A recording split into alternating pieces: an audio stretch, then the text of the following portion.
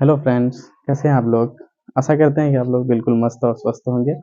Friends, हमने इससे पहले कई बार क्लास ली थी, 10 क्लास का भी लिए थे, 9 क्लास का, 8 क्लास का भी लिए थे और इससे पहले हम कई दिन लेने के बाद हम क्लास को ड्रॉप कर दिए थे, छोड़ दिए थे। इसमें क्या है ना कि आप लोग का सपोर्ट नहीं मिल रहा था जिसकी वजह से हम नहीं ले रहे थे।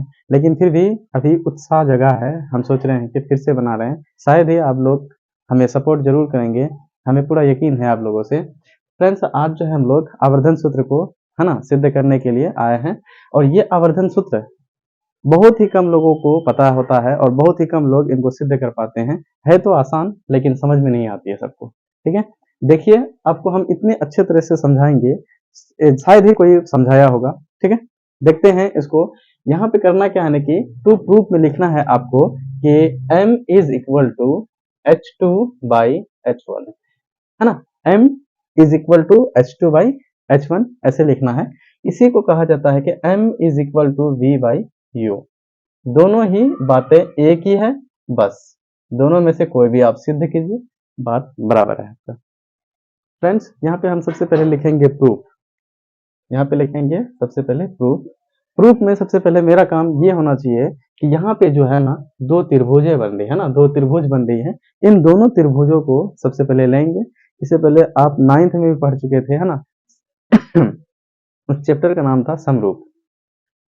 देखिए यहाँ पे लिखेंगे त्रिभुज ए बी ओ एंड त्रिभुज ए डैश बी डैश ओ।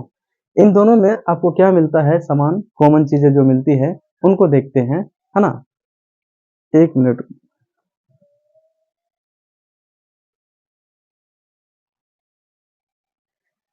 तो यहाँ पे हम लोग क्या करेंगे, सबसे पहले इन दोनों को क्या करेंगे, ले लेंगे इन दोनों को, यानी कि जो जो चीजें कॉमन है उनको हम निकाल लेंगे। इसमें कॉमन क्या दिख रहा है आपको, इसमें दिख रहा है कि ये वाला एंगल और इनमें दिख रहा है ये वाला एंगल, दोनों ही 90 डिग्री का है। तो लिखेंगे angle A is equal to angle A dash, ये क्या होगा, ये होगा 90 डिग्री। समझ में आ गई बात।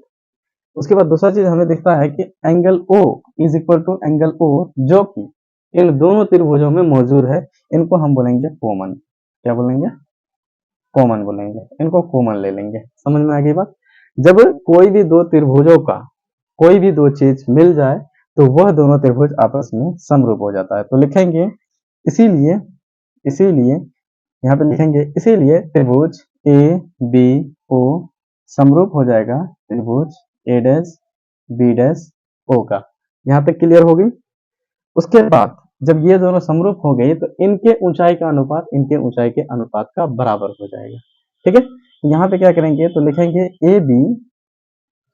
हम क्या करते हैं ना कि इसको इधर से लेते हैं क्योंकि इनको हम h मानते हैं, ये वाला ऊंचाई को, और h2 मानते हैं इनको, और इनको मानते हैं h1।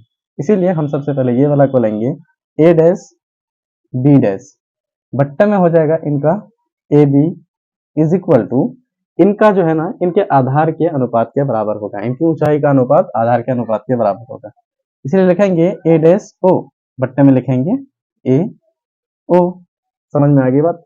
यहाँ तक लिखने के बाद इनके मान को बैठाएंगे हम लोग चिन्ह परिपाटी से। तो यहाँ पे लिखेंगे हम लोग चिन्ह परिपाटी, चिन्ह परिपाटी।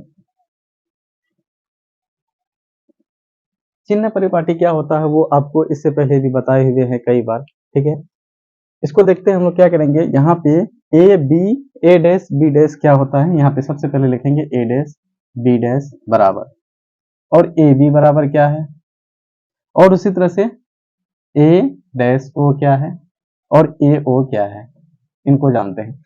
ए डैश बी डैश, यहाँ देखिए ए डैश बी डैश, ये जो है ना प्रतिबिंब की ऊंचाई है, और प्रतिबिंब की ऊंचाई को हम लोग h2 से दर्शाते हैं। और ये h2 जो होगा प्लस होगा कि माइनस होगा, आप लोगों को चिन्ह परिपाटी में जरूर याद होगा कि इधर से जो है ना, इधर जो होती है वो पॉजिटिव होती है, और इधर से लेकर के इधर जो होती है वो नेगेटिव होती है। लेकिन यहाँ पे जब हम देख रहे हैं इनके नीचे की बात कर रहा है, इस रेखा से मुख्य अक्ष के समान, है ना, मुख्य अक्ष के नीचे देख रहा है। मुख्य अक्ष के नीचे जो होती है वो हमेशा नेगेटिव होती है, इसीलिए यहाँ माइनस h2 हो जाएगा। और ए बी जो है, यहाँ पे ए बी जो देख रहे हैं ये प्लस हो जाएगा, प्लस h1 हो जाएगा। और ए डैश ओ, ए डैश ओ, ए डैश ओ यहाँ जो है वस्तु की दूरी नहीं है बल्कि ये प्रतिबिंब की दूरी है, जिसको हम लोग u से दर्शाते हैं, सॉरी v से दर्शाते हैं, लेकिन ये पॉजिटिव होगा कि नेगेटिव, फिर वही इधर जितना भी होगा वो पॉजिटिव होगा। बाकी ये जो है ए ओ ये वस्तु की दूरी है, इनको हम लोग नेगेटिव लेंगे, माइनस यू लेंगे। ये था चिन्ह परिपाटी। अब करेंगे क्या कि इनमें इनको मान लेते हैं समीकरण एक। समीकरण एक में ये सारा का मान बैठा देंगे, तो लिखेंगे सभी का मान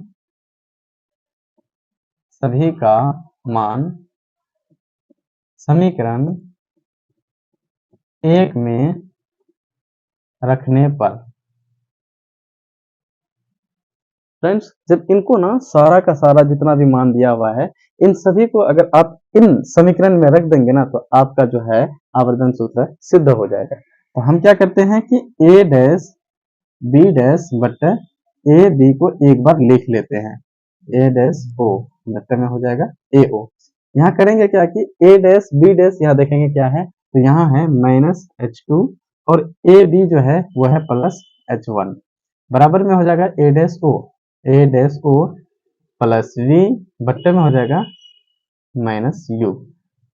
और सुनिए यहाँ पे क्या है ना कि ये दोनों जो है आपस में कट जाएंगे, यहाँ पे भी कट जाएगा, तो यहाँ रहेगा h2 बट्टा h1 is equal to v बट्टा u।